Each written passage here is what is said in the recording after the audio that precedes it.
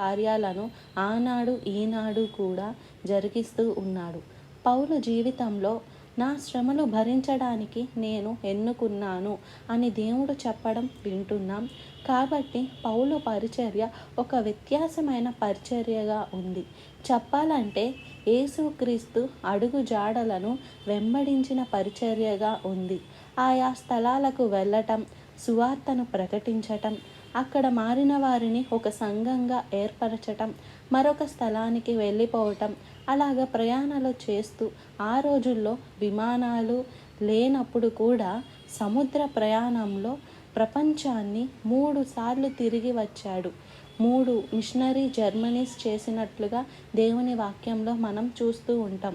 పౌలు యొక్క చివరి దశలో చూసినప్పుడు సీనియర్ అయిపోయిన తరువాత, చాలా సంఘాలు కట్టిన తరువాత తన జీవితంలో చూసినప్పుడు ఈరోజు